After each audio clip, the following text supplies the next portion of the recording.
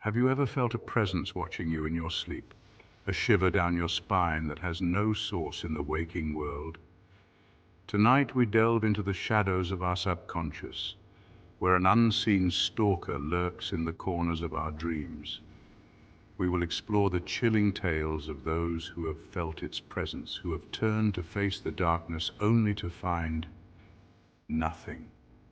3 stories, 3 encounters with an entity that defies explanation. Stay close, keep the lights low, and prepare yourselves for the unseen stalker, the entity that follows you in dreams. Our first story takes us to a small town much like any other, a place where the nights are quiet and the shadows run deep. This is where we meet Sarah, a young woman plagued by a recurring nightmare. Night after night, she finds herself drawn back to the same desolate landscape, an endless expanse of cracked earth under a sky choked with smoke. In the distance, a single gnarled tree claws at the oppressive heavens, and beneath it, Sarah can just make out the outline of a figure. It never moves, never speaks, but its presence is an oppressive weight on her chest, stealing the breath from her lungs. She tries to run, but her legs are mired in molasses, her every movement an agonizing struggle. She screams, but the sound dies in her throat, trapped in the suffocating silence of the dreamscape. The figure remains, a dark silhouette against the crimson sky. One night, the dream shifts. Sarah finds herself standing at the foot of the tree, an unseen force drawing her closer. She can feel its eyes on her, cold and calculating, boring into her very soul. Terror lends her strength, and she forces herself to look upon the figure beneath the tree, or rather where the figure should be, because there is nothing there. The space beneath the tree is empty, yet the feeling of dread intensifies, wrapping around her like icy tendrils. Something is there, she can feel it, but she can't see it. Night after night, the dream repeats. The empty space beneath the tree becomes her tormentor, the unseen presence a constant source of fear.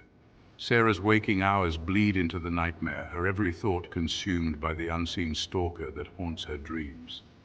She tries everything to escape the nightmare. Sleep aids, meditation, even staying awake for days on end. But the dreams always return, relentless and terrifying. The unseen stalker has sunk its claws into her mind, and it refuses to let go. As the lines between reality and nightmare blur, Sarah begins to notice something strange. She senses that she's being watched, even in the waking world. Fleeting glimpses of movement from the corner of her eye, a feeling of unease that follows her wherever she goes. Is the unseen stalker reaching out from the dreamscape, or is her fear simply consuming her? The answer, it seems, is shrouded in darkness, just like the entity that haunts her. Our next story brings us face to face with the unseen stalker's insidious ability to torment its victims, not just visually, but also through sound. This is the story of David, a musician haunted by a voice that whispers his name from the shadows of his dreams. It started subtly, a faint murmur at the edge of his perception as he drifted off to sleep. He would brush it off as his mind playing tricks on him, the remnants of a melody lingering in his thoughts. But as the nights wore on, the voice grew stronger, more insistent. It always started the same way, a low, guttural whisper, barely audible above the rhythmic thump of his own heartbeat. David, it sent chills down his spine, a prickling sensation at the back of his neck that he couldn't shake. He would try to ignore it, to lose himself in the music he created, but the voice always found a way to worm its way back into his thoughts. It seemed to slither through the cracks of his consciousness, insinuating itself into his waking moments, casting a pall over everything he did. The voice was always close, as if it emanated from somewhere just behind him, just out of sight. He would spin around, heart pounding in his chest, but there was never anything there, just the emptiness, the chilling silence after the whisper faded away. David's once vibrant dreamscapes, filled with musical inspiration and fantastical imagery, became desolate wastelands. echoing with the haunting whisper of his name. The joy he once found in his music was replaced with a gnawing sense of dread, a feeling that something dark and sinister was closing in on him. One night the voice changed. It was no longer a whisper, but a raspy growl filled with an anger that chilled him to the core. "David, I can see you," it hissed, sending a wave of terror washing over him. He bolted upright in bed, his body slick with a cold sweat, his heart hammering against his ribs. He could still hear the echo of the voice in his ears, the feeling of its unseen presence lingering in the air around him. From that night forward, the voice never left him. It followed him everywhere, a constant reminder of the unseen stalker that lurked just beyond his perception. David became a prisoner in his own mind, terrified to close his eyes, dreading the moment the voice would return. His music suffered, his creativity dried up, choked by the suffocating fear that clung to him like a shroud. He tried to tell his friends and family about the voice, but they dismissed it as stress, as exhaustion, as anything but the truth.